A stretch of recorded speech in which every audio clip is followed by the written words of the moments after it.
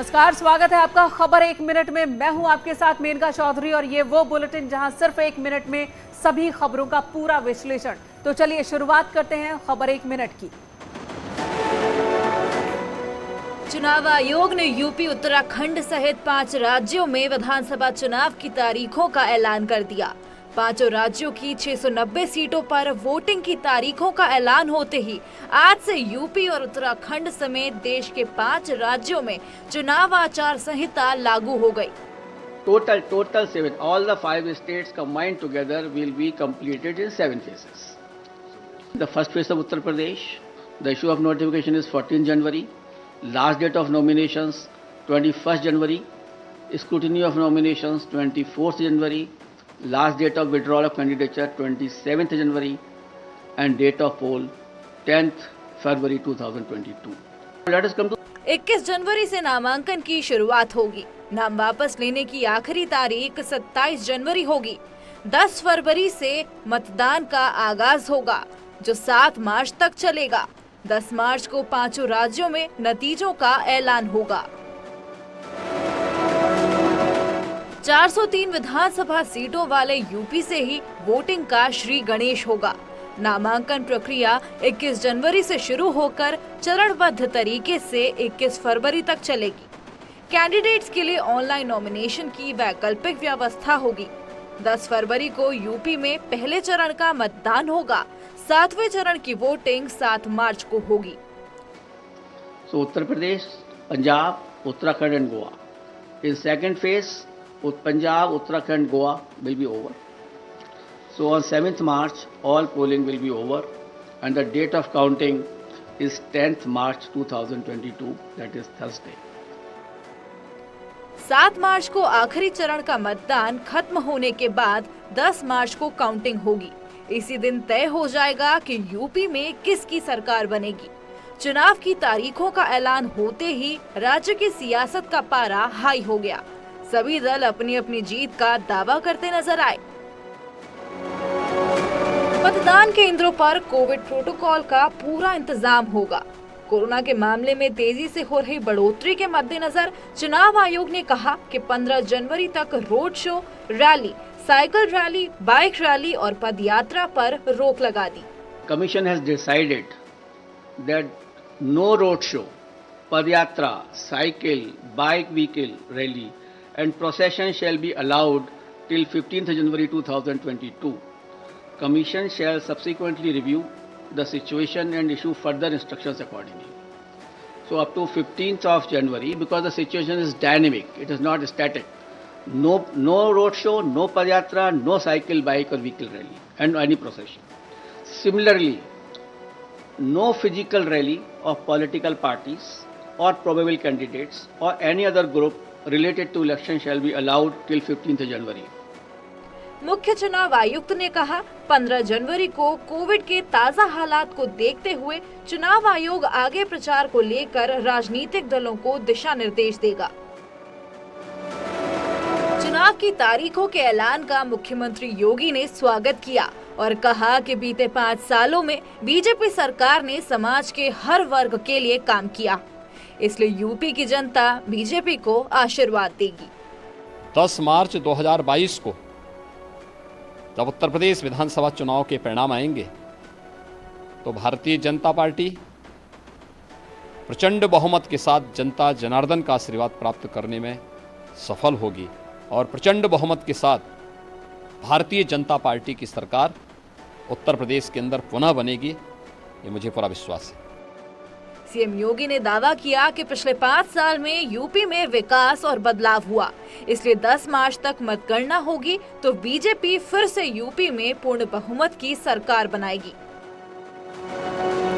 UP में चुनाव की तारीखों के ऐलान के बाद एसपी अध्यक्ष अखिलेश यादव ने अपनी पार्टी की जीत का दावा किया। अखिलेश ने कहा कि 10 मार्च को काउंटिंग के दिन बीजेपी की विदाई तय है। 10 मार्च भारतीय जनता पार्टी का विदाई का दिन होगा। इन्होंने पिछले 4.5 साल में न अपना संकल्प पत्र पूरा किया है, जो वादे किए हैं थे जनता को, वो वादे नहीं पूरे किए। अखिलेश ने कहा कि एसपी चुनाव आयोग के दिशा निर्देशों का पालन करेगी। वर्चुअल रैली को लेकर उन्होंने कहा कि छोटे दलों के पास वर्चुअल प्रचार के लिए इंफ्रास्ट्रक्चर नहीं है, जिस पर आयोग ध्यान दे। लेकिन और दल ऐसे भी हैं जो वर्चुअल रैलीज नहीं कर पाएंगे या इस तरह का इंफ्रास्ट्रक्चर उनके पास नहीं है कि वर्चुअल रैलीज कर सकें। कहीं ना कहीं इलेक्शन कमीशन को उन दलों के बारे में भी सोचना चाहिए। डिप्टी सीएम केशव मौर्य ने विधानसभा चुनाव में बीजेपी की दोबारा वापसी का दावा किया। अखिलेश यादव पर तंज कसते हुए केशव मौर्य ने कहा कि एसपी अध्यक्ष लगातार चौथी हार का सामना करने के लिए तैयार हैं। श्री अखिलेश यादव जी बेचैन हैं, उनकी पराजय सुनिश्चित है। इस बार वो लगातार चौथी हार का सामना करने के लिए तैयार बैठे हैं और जो उनकी स्थिति 2017 में थी वह स्थिति भी अगर वो बचा लेंगे तो मैं समझता हूं कि वह उनकी बड़ी उपलब्धि होगी। केशव ने चुटकी लेते हुए कहा कि इस बार समाजवादी पार्टी अगर अपना पिछला प्रदर्शन दोहरा ले तो बहुत बड़ा चमत्कार होगा, क्योंकि यूपी की जनता अखिलेश सरकार के समय हुए अत्याचार को भूली नहीं है। भारत निर्वाचन आयोग के जो भी निर्देश हैं, हमारी पार्टी राष्ट्रीय पार्टी है और राष्ट्रीय पार्टी के नाते हमारी जिम्मेदारी, सबसे बड़ी जिम्मेदारी है, हम निर्वाचन आयोग के हर निर्देश का पालन करेंगे और उस पालन के अनुसार हम आगे बढ़ेंगे। बीजेपी प्रदेश अध्यक्ष स्वतंत्र देव सिंह ने कहा कि 5 साल में जनता ने योगी सरकार का काम देखा है। जनता को योगी और मोदी पर भरोसा है। जनता जनार्दन से अपील करता हूं कि इस चुनाव में बढ़ चढ़ कर हिस्सा ले, क्योंकि चुनाव महत्वपूर्ण है इस बार का, क्योंकि एक ईमानदार नेतृत्व कर रहा है, एक संत के रूप में इस देश राज्य का नेतृत्व कर रहा है, आदरणीय योगी जी नेतृत्व कर रहे हैं। इसलिए जनता जनार्दन, चुनाव स्वयं जनता जनार्दन इस बार से लड़ेगी, इसलिए चुनाव महत्वपूर्ण है। वहीं यूपी कांग्रेस के प्रदेश अध्यक्ष अजय लल्लू ने कहा कि कांग्रेस ने 5 सालों तक जनता के मुद्दों को लेकर संघर्ष किया, इसलिए कांग्रेस की जीत होनी तय है। कांग्रेस पार्टी मजबूती के साथ चुनाव मैदान में है, जनता के बीच में जाएंगे और हमें भरोसा है जनादेश हमें मिलेगा। जिस तरह सरकार के दमन के खिलाफ कांग्रेस के कार्यकर्ताओं ने मुकाबला किया है, किसान, नौजवान, गांव, गरीब, खेत, कल्याण के मुद्दों को लेकर सड़कों पर संघर्ष किया है, सदन में भी सड़क पर भी, हमें भरोसा है कि 2022 में कांग्रेस सरकार बनाएगी। कैबिनेट मंत्री सिद्धार्थनाथ सिंह ने कहा कि हम लोकतंत्र को मजबूत करेंगे और चुनाव आयोग के सारे नियमों का प्रचार और मतदान में पालन करेंगे। ये लोकतंत्र का बड़ा पर्व है और जब ये पर्व आता है तो खुशी है, क्योंकि लोकतंत्र को मजबूत करता है। इसका स्वागत करते हैं। चुनाव आयोग ने कुछ कोरोना कोविड को देखते हुए भी कुछ रिस्ट्रिक्शंस रखी हैं और भारतीय जनता पार्टी उसका पालन करेगी और इन्हीं सब के बीच में चुनाव होएगा और लोकतंत्र को मजबूत करेंगे, इसलिए हम स्वागत करते हैं। वहीं सुहेल देव भारतीय समाज पार्टी अध्यक्ष राजभर ने कहा कि बीजेपी ने पूरे 5 साल केवल झूठ बोला है। जनता अब बीजेपी के झांसे में नहीं आने वाली है, इसलिए विधानसभा चुनाव में बीजेपी की हार तय है। उन पिछड़े दलित के जो बच्चे यहाँ अपने फरियाद लेके आते थे कि हमारा हिस्सा 27% और 22.5% लूटा गया है, आप हमको न्याय दीजिए, हमारा हिस्सा दीजिए, तो उसको लाठी यहाँ बरसाए हैं ना। तो चक्रवृद्धि ब्याज सहित वो देगा इनको शामली में, वो देगा आपके बुंदेलखंड झांसी में देगा, बांदा देगा, हमीरपुर देगा, महोबा देगा, इनको वहीं से शुरू कर देगा। ये चुनाव प्रचार में नहीं दिखाई देंगे, देख लीजिएगा। चुनाव की तारीखों का ऐलान किए जाने के बाद आचार संहिता लागू हो गई और जिलों में इसका असर भी देखने को मिलने लगा। जिला निर्वाचन अधिकारियों ने अपने अपने जिले में राजनीतिक दलों की पोस्टर और बैनर हटवाना शुरू कर दिया। नगर पालिका कर्मियों ने जेसीबी की मदद से होर्डिंग बैनर उतरवाए। शहरों से लेकर गांवों तक प्रशासन ने पोस्टर हटवाने का काम किया।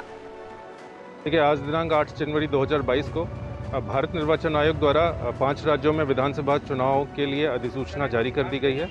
अधिसूचना जारी होने के उपरांत आदर्श आचार संहिता के अनुपालन के अंतर्गत जो भी संबंधित कार्यवाहियां हैं वो की जा रही हैं और जो 24 घंटे का प्रोटोकॉल है, 48 घंटे का और 72 घंटे का जो प्रोटोकॉल है उसका पालन किया जा रहा है। चुनाव की तारीखों के ऐलान के साथ ही प्रचार अभियान में तेजी लाने की कवायद है।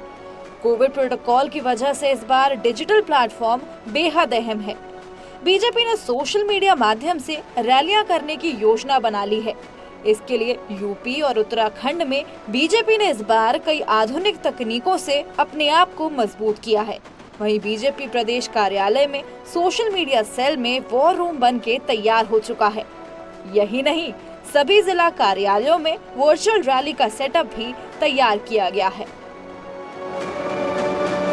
चुनाव आयोग की तरफ से जैसे ही यूपी में चुनाव की तारीखों का ऐलान किया गया, तभी कानपुर से खबर आई जिसने सियासी गलियारों में तपिश बढ़ा दी। कानपुर के पुलिस कमिश्नर असीम अरुण ने वीआरएस के लिए आवेदन किया है।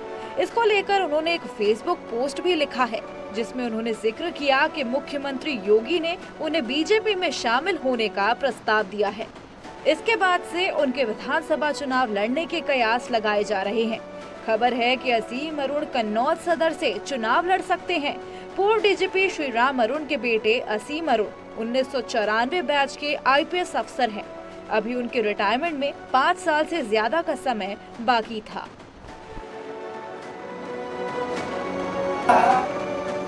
किन्नर अखाड़ा के प्रदेश अध्यक्ष और किन्नर वेलफेयर बोर्ड की सदस्य महामंडलेश्वर स्वामी कौशल्यानंद गिरी और महामंडलेश्वर स्वामी कल्याणीनंद गिरी ने शिष्यों समेत माघ मेला क्षेत्र लगने वाले शिविर के लिए शनिवार को भूमि पूजन किया।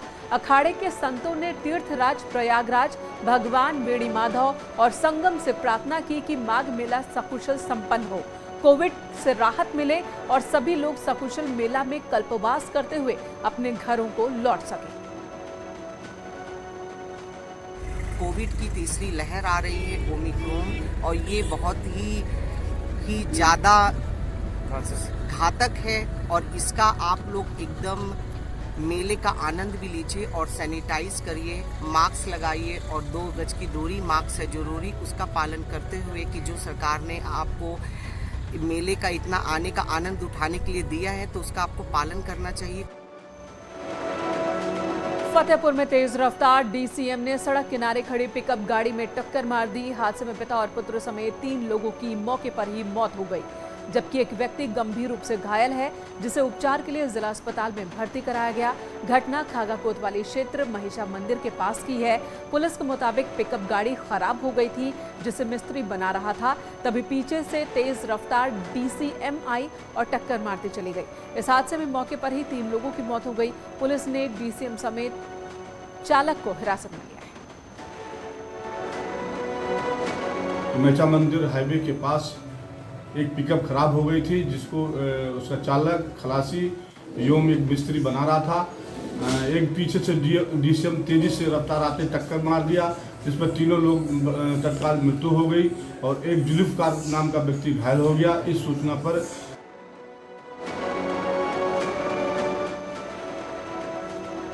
अभी आपने बच्चों को इंजेक्शन लगाने के लिए रोते बिलखते और तमाम नाटक करते देखा होगा, लेकिन कुशीनगर की ये तस्वीर देखिए। 50 साल का शख्स कोरोना वैक्सीन लगवाने से डर रहा था।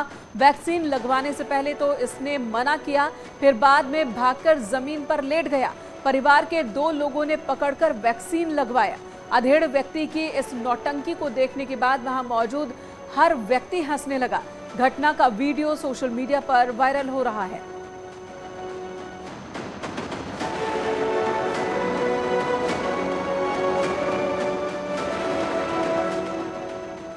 यहां रुकेंगे एक छोटे से ब्रेक के लिए, तुरंत लौटेंगे। आप बने रहे हमारे साथ।